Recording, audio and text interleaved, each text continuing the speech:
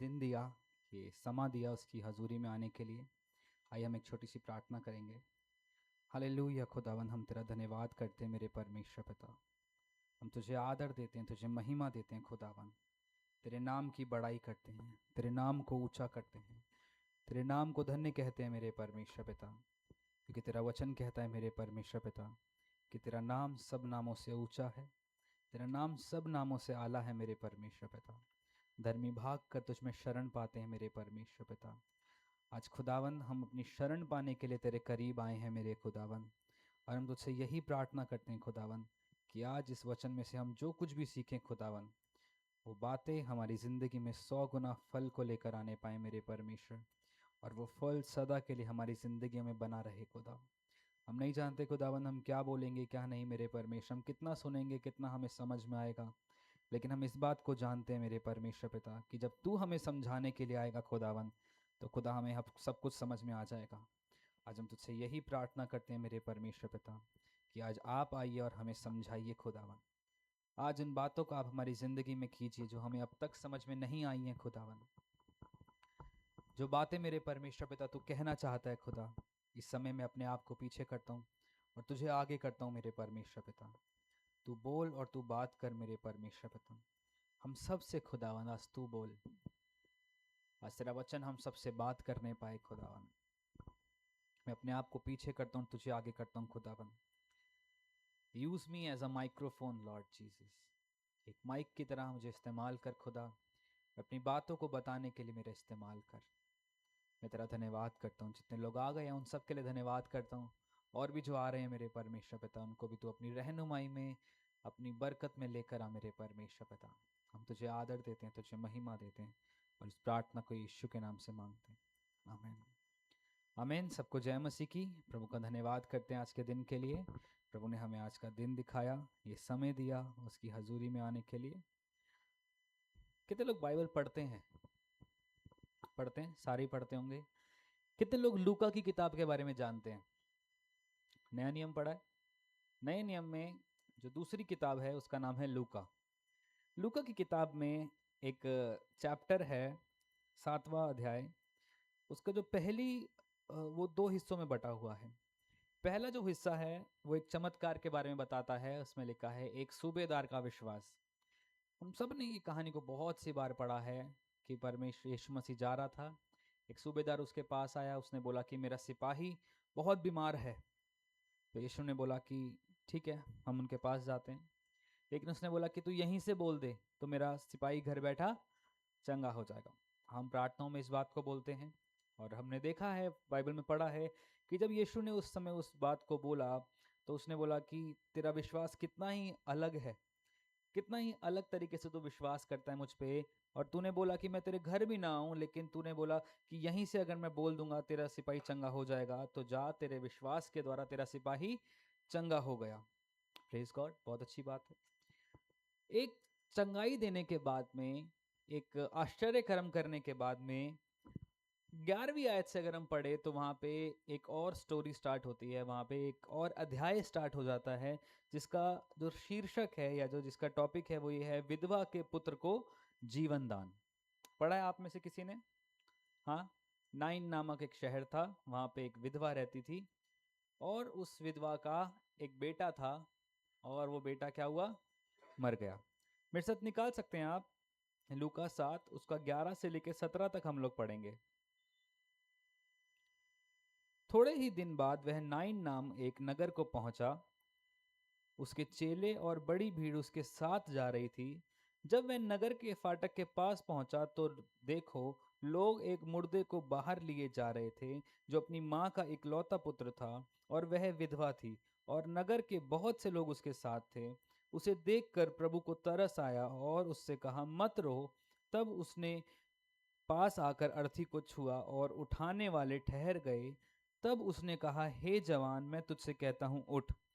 तब वह मुर्दा उठ बैठा और बोलने लगा। उसने उसे उसकी माँ को सौंप दिया। इससे सब पर भय छा गया और वे परमेश्वर की बड़ाई करने लगे, कहने लगे, हमारे बीच में एक बड़ा भविष्यवक्ता उठा है और परमेश्वर ने अपने लोगों पर कृपा दृष्टि की है। और उसके विषय में यह बात सारे यहूदिया और आसपास के सारे देश में फैल गई।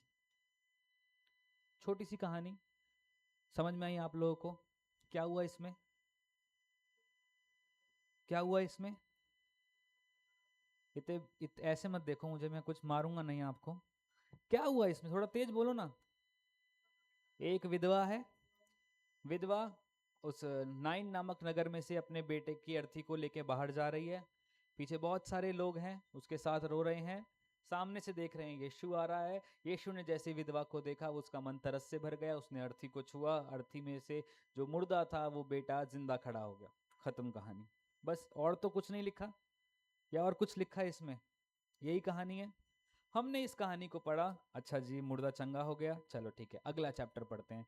अगले चैप्टर में यीशु बपतिस्मा देने, यूहन्ना बपतिस्मा देने वाले के पास यीशु चला गया। हमने इस कहानी को छोड़ दिया। हमें समझ में आ गया कि यीशु ने किसी को छुआ और वो चंगा हो गया। वो मुर्दा परिस्थिति उसकी सही हो गई, वो मुर्दा से जिंदा हो गया। अब क्या?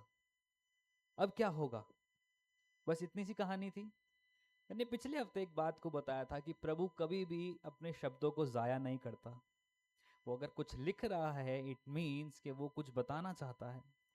अगर हम खाली इस कहानी को पढ़ के चले जाएं कि एक विधवा थी, उसका पुत्र था, मर गया, यीशु ने चंगा कर दिया, खत्म कहानी। हमारी जिंदगी में हम देखते हैं कलीसिया में कितने सारे लोग आते हैं, अपनी बीमारियों को लेके आते हैं, चंगे होते हैं, चले जाते हैं, कुछ बने रहते हैं, कुछ जाके फिर वापस आ जाते हैं, कुछ ना कुछ कुछ ना कुछ कुछ ना कुछ लगा रहता है। लेकिन अगर बाइबल किसी बात को कह रही है कि एक विधवा है, इट मीन्स उसकी जिंदगी में बहुत सारा दुख है। और वहां लिखा है कि उसका एक ही पुत्र था। दो क्यों नहीं थे? एक ही क्यों था? कभी पढ़ा इस बात को? एक ही पुत्र क्यों था उसका? हाँ जी। हाँ सहारा एक था, वो बात ठीक है, लेकिन एक ही पुत्र क्यों था उसका? बाइबल में और भी लोगों को देखो तो उसमें उस लोगों के बहुत सारे पुत्र हैं। पुराने नियम में देखो तो 3 3 4 4 12 12 पुत्र भी हैं। नए नियम में भी काफी सारे हैं। लेकिन इसका एक पुत्र क्यों था? यहाँ तो नहीं लिखा। अगर योजना के अनुसार था तो मरा क्यों? तो उसका पति क्यों मरा? क्या प्रभु दुख देके आपकी जिंदगी में फिर आपको खुश करेगा? पहले आप अपने बच्चे को बहुत सारा दुख दे दो, अच्छे से उसकी ठुगाई कर दो, सूद दो उसे, फिर बोलो चल कोई बात नहीं मैं तो चॉकलेट खिला देता हूँ। अब बच्चा बोलेगा वाह बेटे बड़े तेज हो तुम तो, पहले पूरा हाथ साफ कर लिया, अब एक 5 रुपए की चॉकलेट दे के मुझे मना रहे हो। हाँ, प्रभु भी ऐसा नहीं लग रहा प्रभु ऐसा कर रहा है? उसकी शादी हुई, बहुत खुश औरत थी वो। अगर हम इसको थोड़ा सा बीच पीछे पढ़े तो नाइन नाम का जो नगर है उसका मतलब होता है खुशहाली। नाइन का जो एक्चुअल वर्ड है, नाइन एक हिब्रू शब्द है, उसका जो हिंदी में मतलब निकलता है उसको कहते हैं खुशहाली, खुशहाल, खुशी में रहने वाला। एक औरत जो खुशी की शहर में रह रही है जहाँ पे खुशियां भरपूर हैं। पहली खुशी उसको मिली कि उसकी अच्छी जगह पे शादी हो गई, वो उस जगह पे आके बसने लगी। उसके बाद धीरे धीरे करते उसका पति मर गया। क्या ये खुशी की बात है? अब उसका एक ही वाहिद सहारा है, उसका बेटा। और वहां लिखा है कि उसका बेटा भी मर गया। कैसे मरा? कुछ नहीं लिखा। कोई बीमारी थी? नहीं पता। एक्सीडेंट हुआ? नहीं पता। किसी ने आके मार दिया? नहीं पता। क्यों मरा? किसी को नहीं पता। लेकिन मर गया। कैसे मर गया हमें नहीं पता, लेकिन यहाँ लिखा है कि वो मर गया। एक खुशहाल जगह में रहने वाली औरत जो इसकी जिंदगी में बहुत सारी खुशियां थी, पहले उसका पति मर गया, दूसरी बार उसका बेटा मर गया, अब वो अकेली रह गई। अब वो क्या कर रही है? अपने बेटे की अर्थी को लेके नाइन से बाहर जा रही है। खुशी की जगह से रोती हुई, उदास होती हुई वो क्या कर रही है? बाहर जा रही है उस जगह से। आप खुशहाली से कब बाहर जाते हो? आप खुशी से कब बाहर जाते हो? जब आपकी जिंदगी में दुख आने लगता है। इसकी जिंदगी में भी एक बड़ा दुख था कि इसका बेटा मर चुका है। इसलिए क्या हो रहा है? ये उस खुशी की जगह से बाहर जा रही है, दिखाते हुए कि मेरा बेटा मर चुका है, मुझे बहुत ज्यादा दुख है, बहुत ज्यादा दुखी हूं मैं। और पीछे एक बड़ी भीड़ इसके साथ चलती हुई आ रही है। क्या करने के लिए? इसको सहारा देने के लिए कि कोई बात नहीं हम तेरे साथ हैं, तेरा बेटा मर गया, कोई बात नहीं, हम तेरे साथ हैं। लेकिन आपको पता है कि अगर किसी के घर में कोई डेथ हो जाए तो कितने दिन कोई किसी का साथ देता है? 1 दिन, 2 दिन, 3 दिन? मेरे को अच्छे से आज, जब मैं छोटा था, हमारे घर में कोई डेथ हो जाती थी तो 4-4 दिन हम लोग सारे एक ही फैमिली में रहते थे। उससे पुराने अगर समय में देखो तो 13 दिन तक सब लोग छुट्टी करके अपने काम वाम को बंद करके शोक मनाने के लिए उसी घर में रहते थे। लेकिन अब जमाना मॉडर्न हो गया है, तो अब क्या करते हैं, मुर्दे को आग लगाते हैं, दफनाते हैं, वहां से सब अपने अपने घर में, किसी को किसी से कोई मतलब नहीं है। और यहाँ पर भी देखा जाए तो एक वही तरीके का संसार था कि सब अपनी चिंता को, अपनी दिलासा को दिखा रहे हैं कि तू रो मत, हम तेरे साथ खड़े हैं, हम तेरे साथ में बैठे हैं, तो दिक्कत लेने की बात नहीं है, हम तेरे साथी हैं। और शोक में उसके पीछे पीछे चल रही है, दिखाते हुए कि हम सब तेरे साथ खड़े हैं। लेकिन हम सबको पता है कि क्या वो लोग उसके साथ थे? हाँ, वो सिर्फ एक भीड़ के नाते चल रहे थे। अभी पीछे लास्ट ईयर हमारी गली में किसी की डेथ हुई और हम लोग वहाँ शमशान घाट में गए, तो एक बहुत बहुत बड़ी भीड़ आई थी वहाँ पे। लेकिन जब भीड़ जा रही थी उसमें बहुत कम लोग थे जो शोक मना रहे थे। कुछ लोग थे जो साइड में जाके हंसी मजाक कर रहे थे, कुछ लोग थे जो एक दूसरे से मिलने आए थे, कुछ लोग थे जो देख के ताना कस रहे थे कि इसके परिवार ने इसको नहीं संभाला, कुछ लोग कह रहे थे कि इसकी दिक्कत ऐसी हो गई थी, तो शुरू से ही ऐसा था इसलिए इसको छोटी उम्र में मर गया। इतनी बड़ी भीड़ में सब लोगों ने अपने अपने झुंड बना लिए और अपने अपने तरीके की बातें करने लगे। एक झुंड था जो हंसी मजाक कर रहा है, एक झुंड था जो ताना मार रहा है, एक झुंड था जो बहुत उदास है, और एक झुंड था जिससे कोई बात ही नहीं कर रहा है। वो बस ऐसे हाथ के हाथ पीछे रख के खड़ा है, देख रहा है कि जल्दी से खत्म हो तो हम अपने घर पे जाएं। किसी के घर में मौत हो गई है और सब अपने अपनी बातों में लगे पड़े हैं। यहां पर भी एक बड़ा झुंड उसके पीछे चल रहा था, लेकिन उस झुंड में से बहुत से लोग उसके साथ नहीं थे। वो सिर्फ ये दिखा रहे थे कि हम तेरे साथ खड़े हैं, लेकिन जब तेरे को जरूरत पड़ेगी तो हमें मत बुलाइयो, हम बस तेरे साथ खड़े हैं।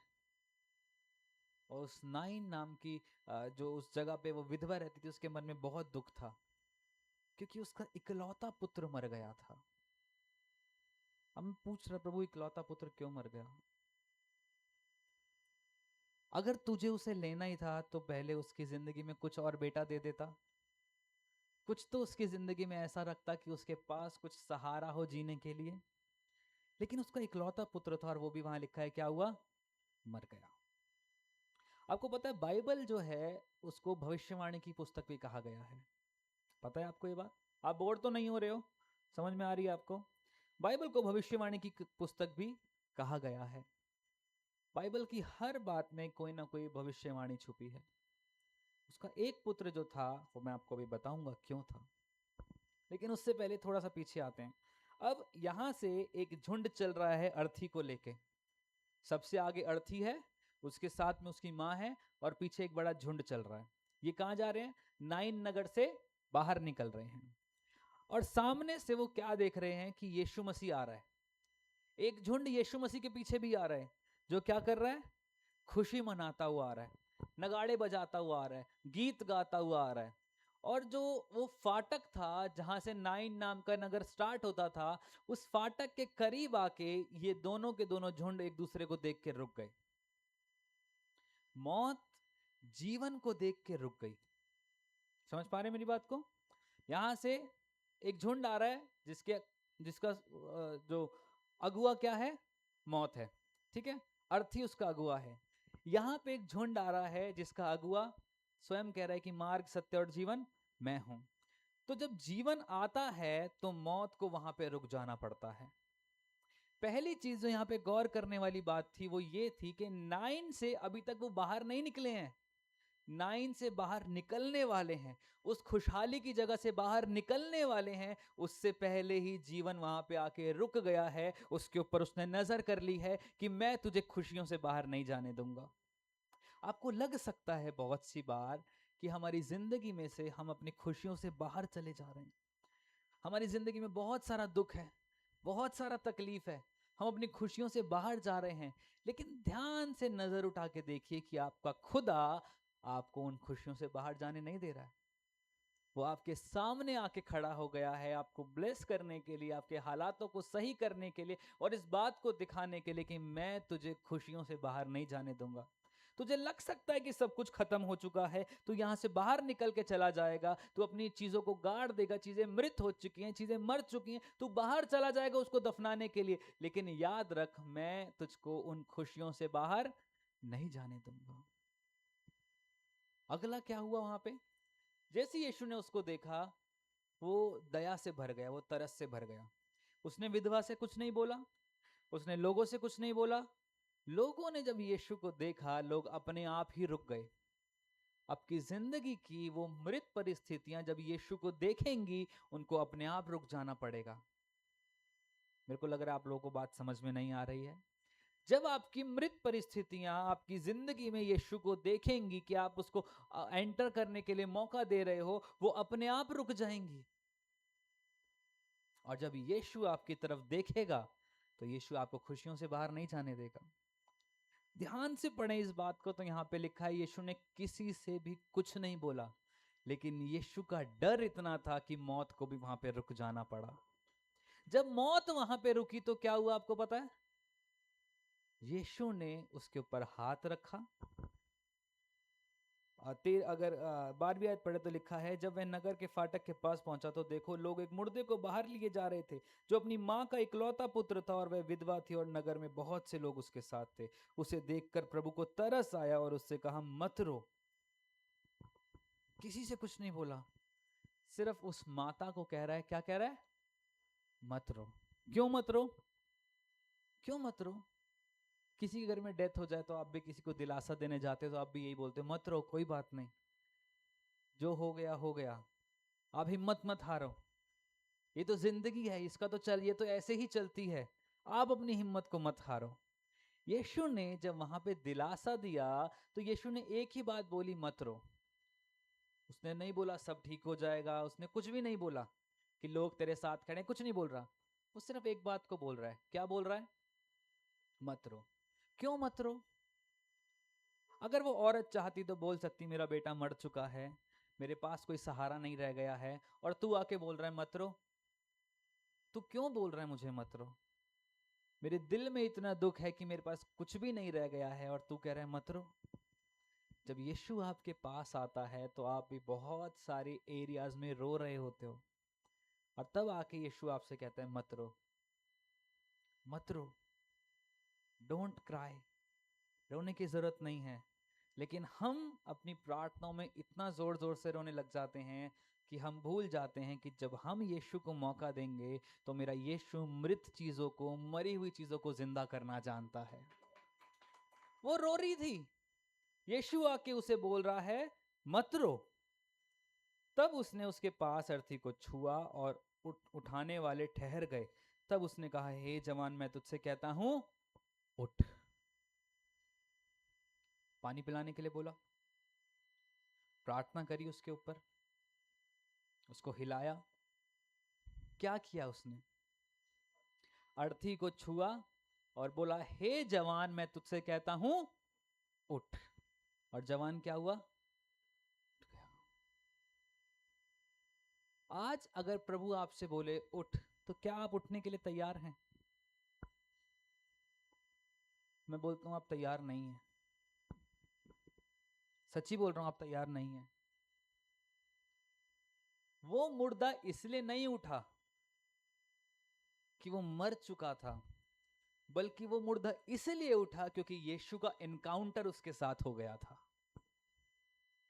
अगर कोई और यीशु के नाम से प्रार्थना करता तो हो सकता है वो भी उठ जाता, लेकिन यीशु को वहां आना इसलिए पड़ा क्योंकि यीशु चाहता था कि मेरा एनकाउंटर इसके साथ हो। आज बहुत सारे लोगों की जिंदगी में ये बहुत बड़ी जरूरत है कि हमारा एनकाउंटर यीशु के साथ नहीं हुआ है। अगर हमें अपनी जिंदगी की एक आत्मिक स्टेज को उठाना है, एक आत्मिक जीवन को जिलाना है, तो हमें यीशु के साथ एनकाउंटर करने की बहुत ज्यादा जरूरत है। और जिस जिसका एनकाउंटर यीशु के साथ हुआ, वो सारे मुर्दे जिंदा हो गए। एक भी मुर्दा मुर्दा नहीं रहा, सारे मुर्दा जिंदा हो गए। 3 दिन पुराना लाजर भी जब उसका एनकाउंटर यीशु के साथ हुआ, तो 3 दिन बाद भी जी उठा। जब 3 दिन बाद मुर्दा जी उठ सकता है, तो क्या हम जो कहते हैं जिंदा हैं, हम अपनी आत्मिक दौड़ में जिंदा नहीं हो सकते? हमारी परिस्थितियां जिंदा नहीं हो सकती? लेकिन 2 दिन अगर कुछ ना हो, तो तीसरे दिन हम कहते हैं प्रभु सब खत्म हो गया, सब मर गया है, कुछ नहीं रह गया मेरी जिंदगी में, कुछ नहीं हो सकता मेरी जिंदगी में, सब कुछ खत्म हो गया प्रभु। लेकिन प्रभु कहता है मत रो। जिस दिन आपका एनकाउंटर्स, आपकी प्रेयर्स में आपका एनकाउंटर यीशु के साथ होना शुरू हो जाएगा ना, आप देखेंगे कि मुर्दा चीजें अपने आप जिंदा होने लग जाएंगी। अब वापस आते हैं, एक बेटा क्यों था? पति वो पहले खो चुकी थी, एक ही बेटा था, और बेटा भी जवान था, पता नहीं कमाने जाता था नहीं जाता था, या माँ ही कमा के खिलाती थी। जो भी था उनके घर की दिक्कत, उनके घर की समस्या, हम इतना जानते हैं कि दोनों एक दूसरे का सहारा थे। जब मैं प्रभु से पूछ रहा, प्रभु एक ही बेटा क्यों था उसका? हमारी जिंदगी में कभी कभी ऐसा होता है कि हमारे पास एक ही सहारा रह जाता है। हम देख सकते हैं बहुत सारी चीजें हैं, लेकिन हमारा सहारा एक ही व्यक्ति होता है। उसका भी एक ही व्यक्ति था, एक ही बेटा था, और वो क्या हुआ? मर गया। जब वो मरा, तो प्रभु ने इस बात को दर्शाया कि जिस चीज के ऊपर सबसे ज्यादा उसको घमंड था, जिस चीज के ऊपर उसको सबसे ज्यादा भरोसा था कि ये मेरे लिए कुछ करेगा, वही मर गया। मर गया वही। उसके सारे सपने टूट गए, उसकी सारी आशाएं टूट गई, उसकी जिंदगी की हर वो चीज जिसके ऊपर वो भरोसा कर सकती थी, वो सब खत्म हो गई, और इसीलिए वो रो रही है। अगर उसका कोई और बेटा होता, तो वो इतना नहीं रोती कि चलो जो हुआ इसके साथ हुआ, मेरा अभी एक और बच्चा जिंदा है, मैं इससे अपनी आशा को लगाऊंगी, इसके साथ अपनी जिंदगी को जी लूंगी। उसको पता था कि ये जो भीड़ मेरे साथ आ रही है, 2 घंटा रो के अपने अपने घरों को चली जाएगी, मैं अपने घर में अकेली रह जाऊंगी, मेरा क्या होगा? ये चिंता उसको सताए जा रही थी कि जो मेरा ख्याल रखता था वो ही चला गया, अब मेरा क्या होगा? मेरे पास कोई पैसे नहीं रह गए हैं, मैं किसको पालूंगी, किसके लिए कमाने जाऊंगी, क्या करूंगी? मेरा कुछ नहीं रह गया है, मेरी जिंदगी पूरी तरीके से खत्म हो गई है, अब मैं क्या करूंगी? लेकिन याद रखिए, बाइबल यूं ही किसी के बारे में नहीं बोलती। एक तरफ ये माता अपने बेटे की अर्थी उठा के जा रही है। मैंने आपको बताया था, Bible is a book of prophecy. Bible एक भविष्यवाणी की किताब है। यहां एक भविष्यवाणी छुपी है। एक माँ है जिसका एक बेटा है, जिसने अपने बेटे के ऊपर सारी आशाओं को लगा रखा है। थोड़ा सा आगे चले तो एक औरत थी जिसका नाम था मरियम। उसका भी एक पुत्र था, एक ही पुत्र था, एक ही वाहिद सहारा था। उसने भी अपनी सारी आशाएं यीशु के ऊपर लगा दी थी। वो उसके साथ मिनिस्ट्री करने जाती थी, जो भी होता था सब देखती थी कि मेरा बेटा कितने अच्छे से वर्क कर रहा है, कितने अच्छे से सेवकाई कर रहा है, खुदा की सुन रहा है, उसकी वजह से मेरा नाम ऊंचा हो रहा है। यहाँ पे भी वो औरत अपने बेटे को देख के बहुत खुश थी, यहाँ मरियम भी अपने बेटे को देख के बहुत खुश थी। लेकिन एक समय आया, क्या हुआ? उसका बेटा मर गया। क्यों मर गया किसी को नहीं पता, कैसे मर गया किसी को नहीं पता, उसके ऊपर कोई दोष नहीं लगा, उसके ऊपर कोई बीमारी नहीं थी, कैसे मर गया कुछ नहीं पता, यीशु को क्यों मारा गया नहीं पता। बस एक चिढ़ है, मार दो इसको, ये खुदा की सुनता इसलिए मार दो इसको। वहां पर भी उस बेटे के मरने का कोई कारण नहीं था। यहां पर भी अगर दुनियावी तरीके से देखा जाए तो इसके मारने का कोई कारण नहीं था। दुनिया को क्या समझ में आ रहा है आत्मिक जिंदगी में क्या हो रहा है? आप बाहर जाके बोलो किसी को कि आपकी आत्मा को बचाने के लिए किसी ने जान दिया, बोलेगे पागल वागल हो गए क्या, आत्मा उत्मा क्या? आप जाके बोलो यीशु का लहू आपके लिए सामर्थ्य, बोलेगा ओ भैया वो खून अपने पास रख, मेरे ऊपर खून वून मत डाल दियो, है ना? समझ नहीं आएगी आत्मिक बातें किसी को इतनी जल्दी से। आप जाके बोल के देखो एक बार कि यीशु का लहू आज भी लहू उसकी क्रूस से जारी है, बोलेगा भैया पट्टी वट्टी बंदो, उसको जिसका लहू बह रहा है उसको पट्टी बंधाओ जाके, क्या तुम यहाँ पे आके बातें खोल कर रहे हो? नहीं आएगी लोगों को समझ में। उस बेटे की मृत्यु के कारण किसी को समझ में नहीं आया, और यहाँ पे यीशु की मृत्यु के कारण बहुत से लोगों को समझ में नहीं आया।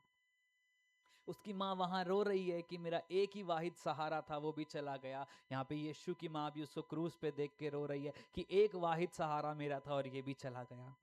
लेकिन कहानी में ट्विस्ट तब आया जब यहाँ पे बहुत से लोगों के ऊपर चमत्कार का दर्शन करने के लिए, चमत्कार की सामर्थ को दिखाने के लिए यीशु उसके पास आ गया। उसने जैसे ही उस अर्थी को छुआ, लोगों के बीच में एक बड़ा भय छा गया कि ये तो बड़ा भविष्यवक्ता आया है, इसके छूने से, इसके बोलने से ये मुर्दा जिंदा हो गया है। लेकिन वहां पे 3 दिन का समय लगा।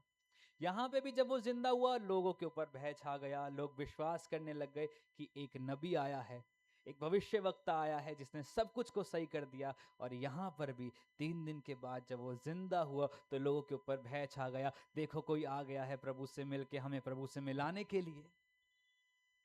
आपकी जिंदगी में हो सकता है 9 के समान ही आपकी जिंदगी चल रही हो, 9 के बराबर ही लोग आपको कह रहे हो कि ये क्या हो गया है हमारी जिंदगी में। हमारी जिंदगी से खुशियों से हम बाहर निकलते जा रहे हैं, हमारी जिंदगी में कुछ भी नहीं रह गया है। हमारा एक वाहिद सहारा जो था वो भी हमारी जिंदगी से चला गया है। जिस पैसे के ऊपर मैं भरोसा करता था वो चला गया है, जिस रुतबे के ऊपर भरोसा करता था वो चला गया है, जिन चीजों के ऊपर मेरा बहुत भरोसा था वो सब जा चुका है। अब मैं क्या करूंगा? लेकिन याद रखिए, मेरे प्रभु का एक दाव अभी बाकी है। मेरे खुदा ने, मेरे यीशु ने उस खुशी की जगह से उन लोगों को बाहर भी नहीं निकलने दिया। वो खुद उस जगह पे एंटर हो गया और उसने हर एक चीज को सही कर दिया। जब यीशु एक मुर्दा जन को सही कर सकता है, तो क्या आपकी और मेरी जिंदगी की मृत परिस्थितियों को वो सही करना नहीं जानता है? क्या आपकी और मेरी जिंदगी के बिगड़े हालातों को वो सही करना नहीं जानता है? इंतजार कीजिए। वो जो विधवा थी, कितना बड़ा वो शहर था मुझे नहीं पता, कितनी देर से वो लोग उस अर्थी को लेके चल रहे थे मुझे नहीं पता, लेकिन एक समय आया जब दोनों का एनकाउंटर हो गया। अगर वो एनकाउंटर ना होता तो मैं समझता हूं कभी वो व्यक्ति, वो जवान जी नहीं सकता था। अब हुआ क्या कि उस जवान को जिंदगी तो मिली, साथ ही साथ उसकी आत्मिक जिंदगी भी शुरू हो गई। आप यीशु को जान सकते हैं, आप यीशु को मान सकते हैं, लेकिन पहचान वही सकते हैं उसको जिसके साथ उसका एनकाउंटर हुआ है। अगर आपका एनकाउंटर यीशु के साथ नहीं हुआ तो हो सकता है कि आप भी उसी अर्थी के साथ आ रहे हों। लेकिन याद रखिए, इसमें बड़ी खुशी की बात है कि हो सकता है आप अर्थी के साथ साथ ही चल के आ रहे हो, लेकिन जब खुदा के साथ आपका इनकाउंटर होगा, आपकी भी वो दिव्य दृष्टि खुल जाएगी और आप बोलोगे कि आज मैंने खुदा को देखा है। एक व्यक्ति था जकरिया नाम का, जकई नाम का, यीशु को देखने के लिए पेड़ पे चढ़ गया था। इतना पागल हो गया था उसके साथ एनकाउंटर करने के लिए कि मुझे यीशु को देखना है, मुझे यीशु को देखना है, मुझे यीशु को देखना है, वो कैसा दिखता है। जब वो पेड़ पे चढ़ गया तब भी ढूंढ रहा है यीशु कैसा दिखता है, यीशु कौन से वाला इनमें से, वो समझ नहीं पा रहा। जिनका एनकाउंटर यीशु के साथ होता जाता है वो स्वयं यीशु जैसे दिखने शुरू हो जाते हैं, उनमें से यीशु दिखना शुरू हो जाता है। जकई नीचे देख रहा है कि इनमें से यीशु कौन सा है, किसको बोलूं मैं, इसमें से कौन सा यीशु है, किसकी तरफ उंगली उठाऊं कि अच्छा ये यीशु है। सभी यीशु जैसे दिख रहे हैं, सभी यीशु की तरह बात कर रहे हैं, सभी यीशु की तरह चल रहे हैं, सभी उसके जैसे हो रहे हैं। असली यीशु कौन सा है? जब आप अपने दिल में यीशु को देखने के लिए इच्छा जताओगे और कुछ वर्क करोगे, कुछ काम को करोगे कि मुझे यीशु को देखना है, आप सिर्फ मन में इच्छा रखिए मुझे यीशु को देखना है, नीचे से स्वयं यीशु आपको आवाज लगा के बोलेगा कि मुझे तेरे घर में खाना खाना है। जब जक्कई यीशु को देख रहा था, यीशु ने देख लिया कि कोई है जो विश्वास से मुझे देख रहा है, और यीशु ने बोला कि ओए नीचे आ जा, ओ जक्कई नीचे आ जा, आज मैं तेरे घर में खाना खाऊंगा। और पता है लोग क्या कह रहे थे कि ये तो पापी के घर में जा रहा है। जब आप मसीह के पीछे चलना शुरू करेंगे ना, तो एक चीज को ध्यान रखना, अपनी क्लैरिफिकेशन देते मत फिरना। मैं आपको सच्ची बोल रहा हूँ, अपनी क्लैरिफिकेशन देते मत फिरना, मैंने ये नहीं किया, मैंने वो नहीं किया, मैं ऐसा था, मैं वैसा था। जब लोगों ने देखा कि वो जक्कई के घर में जा रहा है, तो यीशु ने किसी को बोला नहीं, अरे नहीं नहीं नहीं, वो एक विश्वासी जन है इसलिए मैं उसके घर में जा रहा हूँ। यीशु को परवाह भी नहीं थी कि कोई मेरे बारे में क्या बोल रहा है। यीशु ने सोचा भी नहीं कोई मेरे बारे में क्या बोलेगा। यीशु ने बोला मुझे तेरे घर पे खाना खाना है।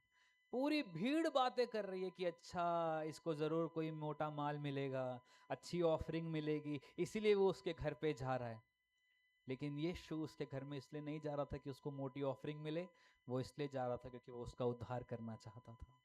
आज हो सकता है आपके बारे में लोग कह सकते हो कि इसने ये कर दिया, इसने वो कर दिया, इसने ऐसा कर दिया, वैसा कर दिया। अपनी क्लैरिफिकेशन देते मत फिरिए।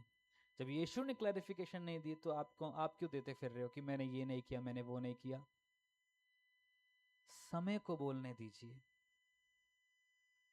यीशु को बोलने दीजिए आपके लिए, क्योंकि जब यीशु आपके लिए बोलेगा तो दुनिया अपने आप मुंह बंद कर लेगी।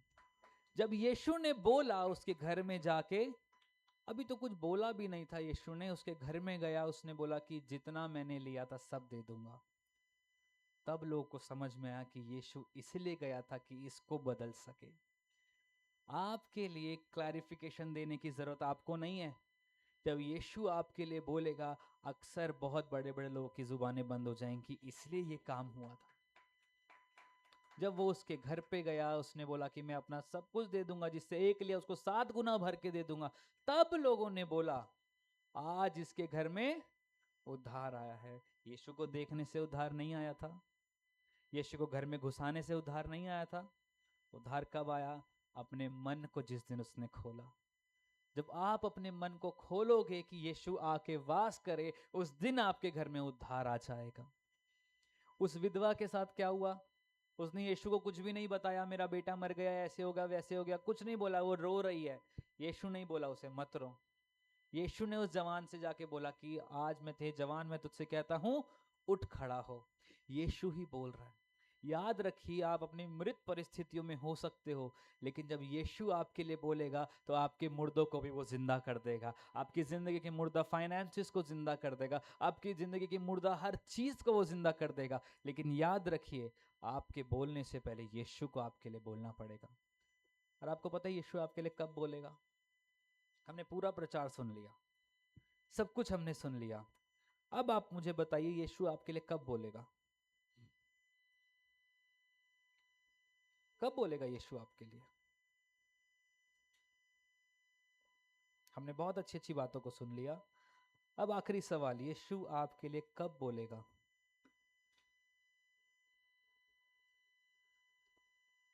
बाइबल में बहुत सारे लोग हैं जो पिता की आज्ञाओं पे चले, लेकिन उनके लिए कोई भविष्यवाणी नहीं हुई। देखना चाहता था इसलिए उसने बोला। नाइन की विधवा तो उसे देखना भी नहीं चाहती थी, वो तो मस्त जा रही थी उसको दफनाने के लिए। क्वेश्चन है यीशु आपके लिए कब बोलेगा? आप 10 घंटे प्रार्थना करने वाले व्यक्ति हो सकते हो। हम जानते हैं कुछ लोगों को ऐसा, कहते हैं हम 10-10 घंटे प्रार्थना करते हैं, हम 4-4 घंटे प्रार्थना करते हैं, जिंदगियां देखो तो पता नहीं कैसी सी हैं। भाई मैं 1 घंटा ही करता हूँ, मैं ज़्यादा नहीं करता।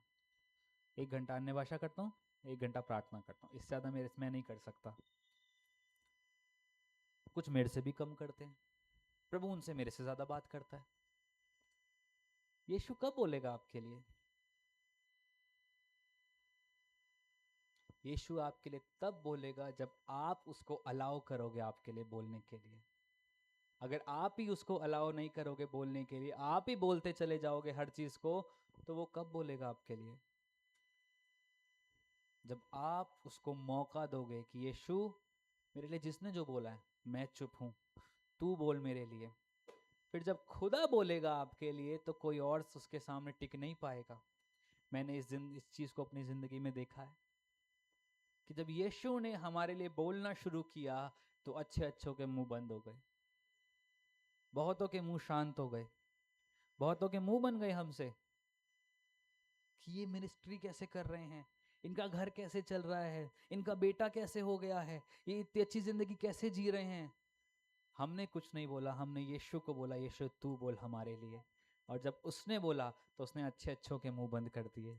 आप जब अलाउ करोगे उसको बोलने के लिए कि प्रभु मैं अपना मुंह बंद रखता हूं, तू आके बोल मेरे परमेश्वर, तो वो जब बोलेगा तो अच्छे अच्छों के मुंह वो बंद कर देगा। लेकिन याद रखिए, हर एक चीज का एक समय होता है, वो समय आने पे बोलेगा। वो हमारी तरह बड़बड़ करता नहीं फिरेगा। वो एक समय आएगा जब बोलेगा। अगर यीशु चाहता तो जिस समय उसकी मौत हुई थी वो तभी उसके पास चला जाता, वो तभी जाके उसको चंगा कर देता, वो तभी जाके उसको जिला देता। उसने ऐसा कुछ नहीं बोला, कुछ भी ऐसा नहीं बोला उसने। सिर्फ एक चीज को उसने किया, इंतजार किया सही समय का। जब वो मुर्दे को लेके बाहर आने ही वाले थे, वो जगह खत्म होने ही वाली थी, तब यीशु आया और यीशु ने उसको चंगा किया। जब आपको लगेगा कि चीजें हर तरफ से खत्म होने वाली हैं, चीज खत्म हो चुकी है, सडनली कुछ होगा और यीशु तब आपके लिए बोलना शुरू कर देगा। लेकिन याद रखिएगा कि आप उसको मौका दो बोलने के लिए। आपकी ये डिजायर होनी चाहिए कि प्रभु मैं चुप हूं, तू बोलेगा मेरे लिए। जब वो आपके लिए बोलेगा तो किसी और की मजाल नहीं होगी कि वो आपके लिए कुछ भी बोल सके। आइए हम प्रार्थना करें। हालेलुया। खुदा हम तेरा धन्यवाद करते हैं मेरे परमेश्वर पिता, तुझे आदर देते हैं, तुझे महिमा देते हैं मेरे परमेश्वर पिता। I welcome you Jesus, I welcome you Holi spirit. आज मैं तुझसे यही प्रार्थना करता हूँ खुदा कि तू हमारे लिए बोल मेरे परमेश्वर पिता। आज तू मेरे लिए बोल मेरे परमेश्वर, मेरे लोगों के लिए बोल मेरे परमेश्वर, हमारे परिवार के लिए तू बोल मेरे परमेश्वर पिता। हम अपने आप को पीछे करते हैं, हम अपने आप को शांत करते हैं मेरे परमेश्वर पिता। हो सकता है खुदावन बहुत सी चीज़ों में हमें दिख रहा हो कि चीज़ें मृत होती जा रही हैं, वो चीज़ें मरती जा रही हैं मेरे परमेश्वर पिता। लेकिन तेरा वचन कहता है खुदावन कि तू मुर्दों में भी जान डालने वाला परमेश्वर है खुदावन। हमारी जिंदगी की हर एक मृत परिस्थिति जो खुदावन शैतान ने खत्म कर दी थी, लेकिन वो तेरी ओर से जिंदा होनी चाहिए। आज मैं घोषणा करता हूँ, आज मैं भविष्यवाणी करता हूँ मेरे परमेश्वर पिता कि वो मृत परिस्थितियां जी उठें यीशु मसीह के नाम से। जैसे तूने उस सारपत की विधवा के लिए बोला मेरे परमेश्वर पिता कि उस दास को रोटी खिला। वो जब दास तेरे पास, जब वो दास उस विधवा के पास आया मेरे परमेश्वर पिता, उस दास ने बोला कि मुझे रोटी खिला। प्रभु उसने तेरी बात का ऑनर किया मेरे परमेश्वर पिता। वो चाहती तो कुड़कुड़ा सकती थी कि मेरे पास यही है, मुझे खाने दे, मैं मर जाऊं। लेकिन उसने सब कुछ के होते हुए तेरी दास की बात को माना मेरे परमेश्वर पिता। उसने स्वर्ग की बात को ऊंचा रखा मेरे परमेश्वर पिता। और तेरा वचन ऐसा कहता है कि उसकी कुप्पी का तेल कभी खत्म नहीं होने पाया, उसकी बरनी का आटा कभी खत्म नहीं होने पाया मेरे परमेश्वर पिता। आज मैं तुझसे यही प्रार्थना करता हूँ खुदावन कि स्वर्ग हमारे लिए खुले, स्वर्ग हमारे लिए बोले मेरे परमेश्वर पिता। और हमारी जिंदगी की तमाम वो परिस्थितियां जो खुदा शैतान ने खराब कर दी थी, आज वो रिस्टोर होने पाए in the name of Jesus. Hallelujah. पवित्र आत्मा तू मदद कर मेरे परमेश्वर, पवित्र आत्मा तेरी अग्नि इस समय पे काम करे मेरे परमेश्वर पिता। हमारी जिंदगी के लिए हम तेरी अगुवाई को चाहते हैं, हमारी जिंदगी के लिए हम तेरे बड़े हाथ को चाहते हैं, हमारी जिंदगी के लिए हम चाहते हैं कि तू बोले मेरे परमेश्वर पिता। I welcome you Jesus. मैं आपकी सहायता को चाहता हूँ मेरे परमेश्वर पिता। आज हमने जो सीखा जो नहीं सीखा मुझे नहीं पता खुदावन, लेकिन मैं विश्वास करता हूँ हमारे बुराने पे तो दौड़ा चला आया है खुदावन। I am sorry for everything Jesus, this is not my best Lord. हम और अच्छा कर सकते थे खुदावन, लेकिन तूने इसमें मदद किया, इसमें सहायता किया, इसके लिए मैं तेरा तहे दिल से शुक्रगुजार हूँ खुदावन। मैं प्रार्थना करता हूँ जब हम वापस मिलें तो बड़ी गवाहियों के साथ मिलने पाए खुदावन। और इस प्रार्थना को यीशु मसीह नासरी के नाम से मांगता हूँ, दया से सुने और ग्रहण कर ले पिता। आमीन। आमीन। सबको जय मसीह की। प्रभु आप सबको बहुत आशीष दे। आइए आशीष वचन एक साथ लेंगे और अब खुदावंद यीशु मसीह का फजल, खुदा बाप की मोहब्बत, पाक रूह की हिफाकत और शिराकत तमाम विश्वासियों के साथ, यहाँ मौजूद हर एक जन के साथ, उनके मिलने जुलने वालों के साथ और उनके घराने वालों के साथ, यीशु मसीह के दोबारा बादलों पे आने तक हमेशा हमेशा तक होती रहे, यीशु मसीह नासरी के नाम से। आमीन। सबको जय मसीह की। प्रभु आप सबको बहुत आशीष दे। कितने लोग ऑनलाइन देख रहे हैं, प्रभु आपको भी बहुत आशीष दे। और जब हम वापस मिलें तो बड़ी गवाहियों के साथ मिलने पाएं। आमीन। सबको जय मसीह की।